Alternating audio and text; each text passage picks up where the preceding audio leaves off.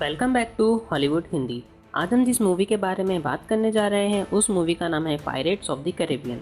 तो मूवी की स्टार्टिंग में हम एक शिप पे एक बच्ची को देखते हैं जो कि पायरेट्स का गाना गा रही होती है। एक आदमी वहाँ पर आता है और उसे मना करता है कि तुम्हारे इस गाने से पायरेट अट्रैक्ट होंगे। तभी वहाँ पर गवर्नर और लेफ्टिनेंट आते हैं। गवर्नर उस छोटी बच्ची के फादर होते हैं। उस छोटी बच्ची का नाम एलिजाबेथ होता है और लेफ्टिनेंट एलिजाबेथ को बताता है कि यहाँ पर अगर कोई पायरेट आ जाए और अगर हम उसे पकड़ लें तो हम उसे बहुत बुरी सज़ा देते हैं, हम उसे डेथ सेंटेंस सुनाते हैं। तो बेहतर यही होगा कि आपके गाने की वजह से यहाँ कोई पायरेट ना आए, क्योंकि अगर वो आ गया तो वो नहीं बचने वाला। तो गवर्नर लेफ्टिनेंट से कहते हैं कि मेरी बेटी अभी बहुत छोटी है, उसके सामने ऐसी बातें नहीं करो। फिर वो दोनों वहाँ से चले जाते हैं। उनके जाने के बाद एलिजाबेथ जब सी में देख रही होती है तो उसे सामने एक वुडन प्लैंक पर लड़का आता हुआ दिखाई देता है जो कि उस पर लेटा हुआ था। एलिजाबेथ ये बात अपने शिप वालों को बताती है और वो सब उस लड़के को शिप पर लेकर आते हैं जो कि एलिजाबेथ की उम्र का था। अचानक उनकी नज़र जलती हुई शिप पर पड़ती है। इतनी ही देर में एलिजाबेथ उस लड़के के पास में जाती है जिसकी हालत कुछ ज़्यादा ठीक नहीं थी। वो एलिजाबेथ को अपना नाम बताकर बेहोश हो जाता है।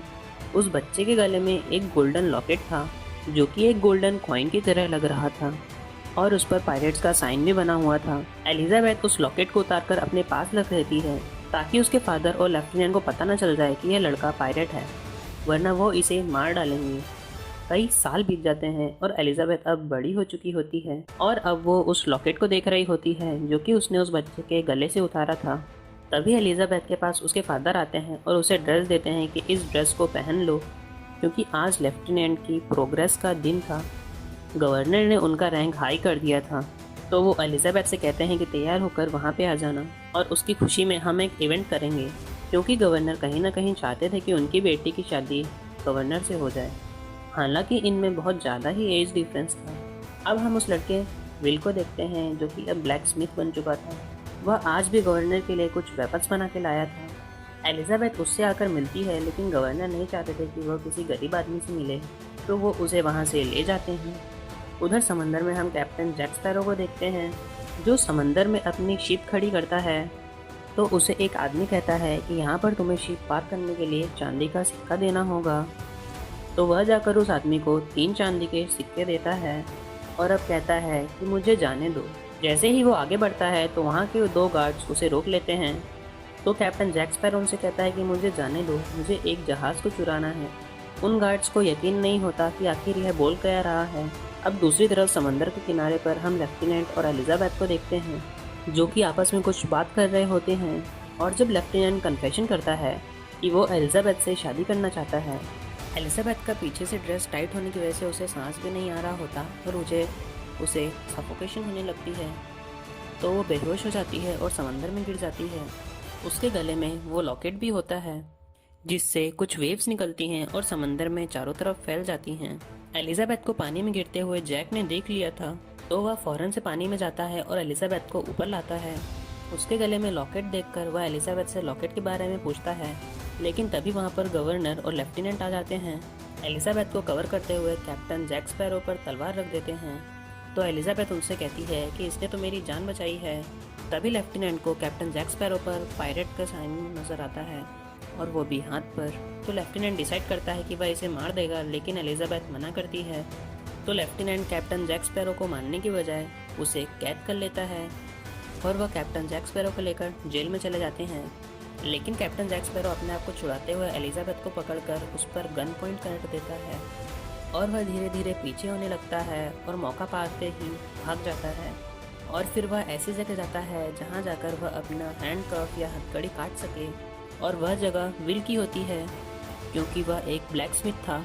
जैसे ही विल वहाँ पे आता है तो वह जैक को देखता है और उसे बहुत गुस्सा आता है और वह अपनी तलवार निकाल लेता है और इन दोनों में तलवारबाजी शुरू हो जाती है और ये दोनों तलवार की मदद से एक दूसरे को मारने की पूरी कोशिश कर रहे होते हैं। जैक विल को तलवार से मारने ही वाला होता है कि जैक तलवार से अपने आप को बचा लेता है। जल्दी वहाँ पर सोल्जर्स आ जाते हैं और जैक को पकड़कर उसे जेल में बंद कर देते हैं। फिर हम देखते हैं कि जब एलिजाबेथ समंदर में गिरी थी और उस लॉकेट से बहुत सारी वेव्स निकली थी, तो वह दूर तक कई जहाज़ों के पास भी गई और अब उनकी तरफ बहुत बड़ा पायरेट शिप आ रहा होता है वह इनफैक्ट उसी तरफ आ रहे थे जहां एलिजाबेथ थी और वह देखते ही देखते एलिजाबेथ के रूम के बहुत पास आ जाते हैं और कहते हैं कि बहुत हो गया, अब हमें हमारी अमानत वापस कर दो, यानी वही लॉकेट, क्योंकि लॉकेट पायरेट्स का है और तुम इसे नहीं रख सकती हो। एलिजाबेथ कहती है कि रुको, मुझे तुम्हारे सरदार से बात करनी है, यानी तुम्हारे लीडर से। तो वह सब उसकी बात सुन लेते हैं और उसे कैदी बनाकर अपने साथ ले जाते हैं। लेकिन जब ये बात विल को पता चलती है तो वह डायरेक्ट लेफ्टिनेंट और गवर्नर के पास जाता है, लेकिन वो दोनों उसकी बात का बिलीव नहीं करते। तो विल जैक के पास जाता है, तो जैक विल से उसका पूरा नाम पूछता है, तो विल उसे अपना पूरा नाम बता देता है। तो उसका नाम सुनकर जैक उसकी मदद के लिए तैयार हो जाता है, क्योंकि वह जान चुका होता है कि विल एक बहुत बड़े पायरेट का बेटा है। इसके बाद विल जैक स्पैरो को कैद से बाहर निकलता है और वो दोनों निकल जाते हैं। ये दोनों कश्ती में छुपते हुए एक बहुत बड़े जहाज़ में एंटर होते हैं। वह इस जहाज़ को चुराने वाले थे, तभी लेफ्टिनेंट अपनी दूरबीन से यह सब कुछ देख लेता है। तो वह अपने सोल्जर्स के साथ जैक स्पैरो और विल पर अटैक कर देता है, लेकिन वो दोनों बिना परेशान होते हुए एक प्लान बना लेते हैं और रस्सी की मदद से ये दोनों पास खड़े दूसरे जहाज़ पर चले जाते हैं और सोल्जर से बच जाते हैं और उस जहाज़ को चलाकर वहाँ से फ़ौरन रफू चक्कर हो जाते हैं। ये लोग उस जहाज़ की मदद से एक बहुत ही बड़े आइलैंड पर जाते हैं, जहाँ जैक अपने साथी से मिलता है और उसे बताता है कि हम एक बहुत बड़े जहाज़ पर कब्जा करने वाले हैं, लेकिन इससे पहले हम उसके ऑनर से मिलेंगे और उसके बाद उस जहाज़ को चुरा लेंगे। जैक स्पैरो उसी जहाज़ के बारे में बात कर रहा होता है जिसमें एलिजाबेथ होती है और वही बड़े बड़े पायरेट्स भी, और वह यह भी कहता है कि हम उस जहाज़ के बदले उन लोगों को विल यानी ब्लैक स्मिथ भी दे सकते हैं, यानी वो विल का गलत यूज़ करना चाहता था। अब उस जहाज़ में हम एलिजाबेथ को देखते हैं जो कि उन्हीं पायरेट्स के साथ होती है। उन पायरेट्स का लीडर एलिजाबेथ से कहता है कि ये जो गोल्डन कॉइन मुझे तुमसे मिला है, ऐसे कॉइन्स 881 और भी थे और ये आखिरी कॉइन था जो कि मैं हासिल करना चाहता था। ये कॉइन्स बड़े बड़े पायरेट्स के पास होते थे, लेकिन जब ये पायरेट के पास नहीं रहे तो इनमें कर्ज लग गया, क्योंकि पायरेट्स इन्हें गलत कामों से हासिल करते थे। और इन कॉइन्स के बारे में कहा जाता है कि जो भी इसे इस्तेमाल करेगा उस पर इस कॉइन का कर्ज लग जाएगा। अब हमें ये सीक्रेट पता चलता है कि अगर हम चाहें तो इन सब सिक्कों को यूज़ कर सकते हैं। हमारे ऊपर कर्ज तो लग जाएगा लेकिन हम अमर हो जाएंगे। लेकिन इसका भी एक हल है कि अगर हमें आखिरी सिक्का मिल जाता है तो हम अपने कर्ज को ख़त्म कर सकते हैं। तो एलिजाबेथ उनसे कहती है कि मैंने तुम्हें आखिरी सिक्का दे तो दिया है, तो मुझे जाने क्यों नहीं देते हो? तो लीडर कहता है, ऐसे कैसे? ये सिक्का हमें तुमसे मिला है तो इसके ऊपर हम तुम्हारा खून गिराएंगे, तुम्हारे प्योर खून का सेक्रीफाइस देंगे, ताकि हम सब इस कर्ज से आज़ाद हो जाएं और फ्री हो जाएं। एलिजाबेथ काफ़ी डर जाती है तो वह चाकू उतारती है और लीडर के चेस्ट पर मारते हुए वहाँ से भाग जाती है। लेकिन जैसे ही वह बाहर जाती है तो वह देखती है कि शिप पे बहुत सारे स्केलेटन हैं जो कि वहाँ पर काम कर रहे हैं, और ये सब पायरेट्स ही थे जो कि कर्ज की वजह से ऐसे हो चुके थे। तभी पायरेट्स का लीडर बाहर एलिजाबेथ के पास आता है और कहता है कि तुमने देख लिया, यही हमारा कर्ज है। हम जितना भी खा लें हमें लगता नहीं है और हमारी भूख भी नहीं मिटती। मतलब अगर हम मरना भी चाहें तो खुद से मर नहीं सकते हैं, हम अमर हो चुके हैं। और यह कहते ही लीडर एक स्केलेटन में कन्वर्ट होने लगता है। और वहीं दूसरी शिप में हम जैक, विल और जैक के साथी को देखते हैं, जो कि विल को बता रहा होता है कि क्या तुम्हें पता है कि जैक क्यों इतनी बड़ी शिप हासिल करना चाहता है? क्योंकि वो भी कभी उस शिप का हिस्सा हुआ करता था, पायरेट्स के साथ हुआ करता था। लेकिन उन लोगों ने जैक को एक आइलैंड पर अकेला छोड़ दिया। इसी चीज़ का बदला जैक उनसे लेना चाहता है। अब हम उस पायरेट के लीडर को देखते हैं जो कि एलिजाबेथ को अपने साथ एक केव में ले जाता है, लेकिन वहाँ आखिरी सिक्का रखने के लिए उसे एलिजाबेथ का खून भी लगाना था। वह एलिजाबेथ के हाथ पर कट लगाता है और उसका खून उस सिक्के पर लगाकर उसे एक ट्रेजर में फेंक देता है। लेकिन नोट करता है कि इसके बाद भी वह और उसके साथी कर्ज से आज़ाद नहीं हुए, तो वह एलिजाबेथ को एक जोरदार थप्पड़ मारता है, जिससे वह नीचे गिर जाती है और बेहोश हो जाती है। वहाँ पर हम विल को देखते हैं जो कि चुपके से आया होता है।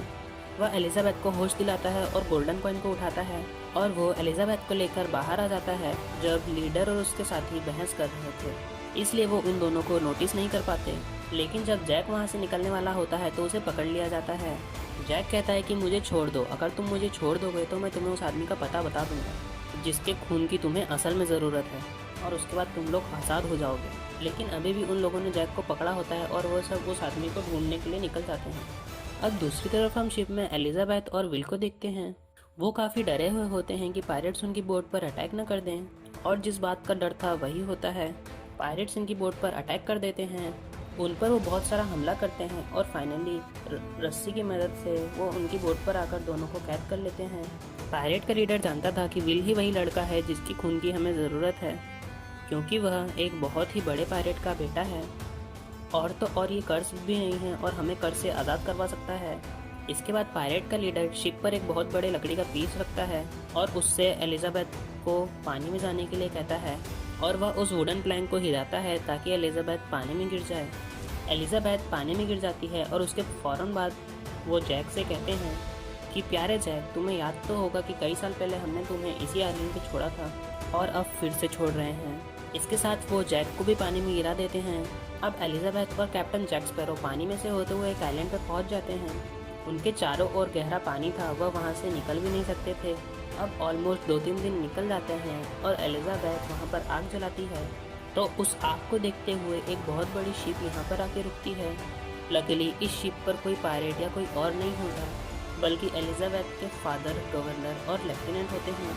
वो इन दोनों को रेस्क्यू कर लेते हैं। तो एलिजाबेथ लेफ्टिनेंट से कहती है कि हमें उन पायरेट्स की शिप का पीछा करना होगा। लेफ्टिनेंट पहले तो नहीं मानता, तो एलिजाबेथ उसे कहती है कि अगर आपने मेरी बात मान ली तो मैं भी आपसे शादी करने के लिए मान जाऊंगी।